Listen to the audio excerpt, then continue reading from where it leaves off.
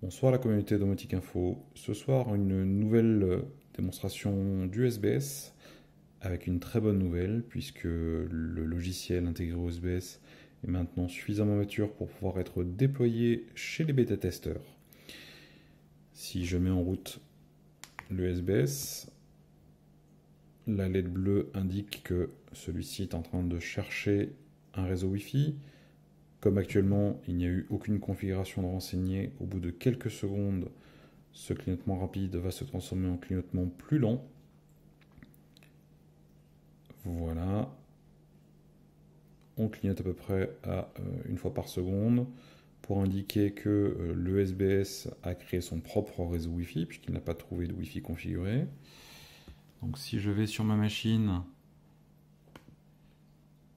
eh bien je vois un réseau Wi-Fi qui commence par SBS et qui se termine par le numéro de série du SBS. Je vais aller me connecter dessus.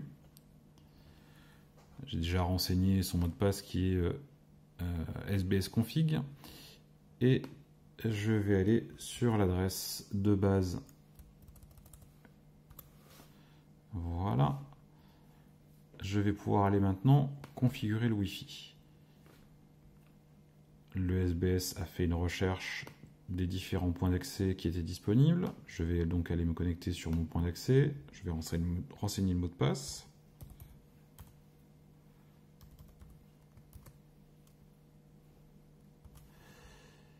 Je vais pouvoir, à la place de SBS suivi d'un certain nombre de chiffres, renseigner un petit nom que je vais lui donner qui s'appellera mon SBS. C'est-à-dire que par la suite, s'il ne trouve pas de réseau Wi-Fi, c'est ce nom-là de SSID qui s'affichera. Je vais garder le mot de passe de configuration SBS config et je sauvegarde. Le SBS m'indique que la réponse est OK, que la configuration est sauvegardée et je vais maintenant le redémarrer. Hop. Voilà, le SBS redémarre. Un flash rapide qui va ensuite se transformer en une LED bleue fixe qui indique que le Wi-Fi a bien été trouvé. Voilà, là le SBS n'est plus sur le même point d'accès Wi-Fi, donc ma machine voilà, vient de se reconfigurer sur mon propre point d'accès.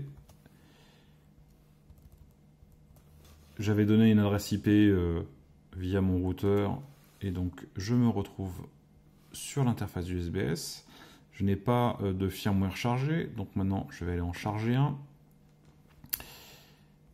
Alors cette page-là, vous n'aurez pas besoin d'y accéder quand vous aurez l'application mobile, mais même sans application mobile, il est possible de charger un firmware. Je vais aller donner l'adresse IP du serveur sur lequel se trouve l'ensemble de mes firmwares actuels.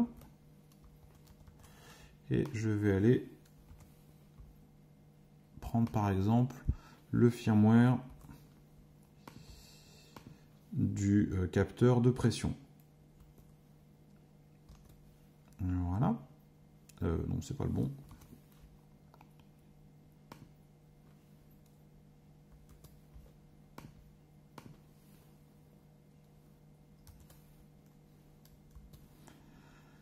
Et je charge le firmware. On voit que le SBS vient d'activer sa LED jaune qui indique qu'il est en train de charger un nouveau firmware. Je rappelle, tout ceci se fait complètement sans fil.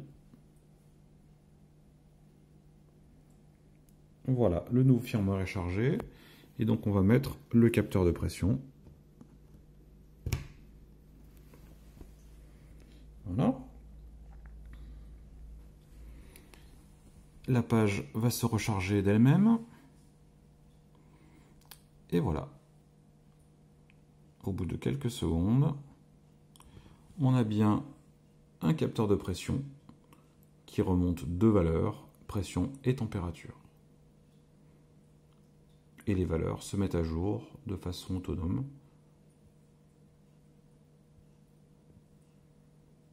Voilà. Si maintenant on veut charger un nouveau firmware, il suffit de retourner sur la page. On va à nouveau renseigner l'adresse IP du serveur.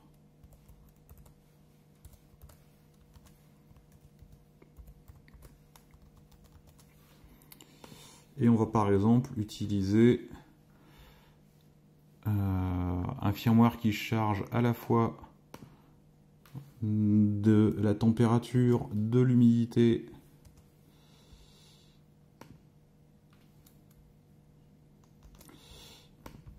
et également de la distance. Donc on va retirer, on va éteindre, c'est peut-être mieux. Voilà.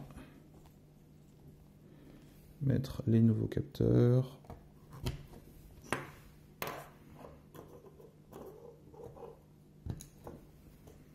Voilà. Rallumer le tout. Attendre d'avoir la LED bleue fixe. Voilà. Et maintenant, on peut aller charger ce firmware. Voilà, c'est parti. La LED jaune qui indique que le chargement est en cours. À chaque fois, ça ne prend que quelques secondes. Le SBS va redémarrer. On va attendre une petite dizaine de secondes.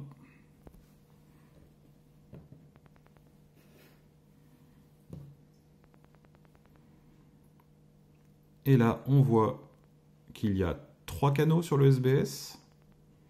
Et voilà. Capteur de température, capteur d'humidité, capteur de distance. J'ai ici, voilà la boîte qui se trouve à peu près à 17 cm. Si je l'éloigne un peu, on doit être à peu près à une trentaine de centimètres, un peu moins.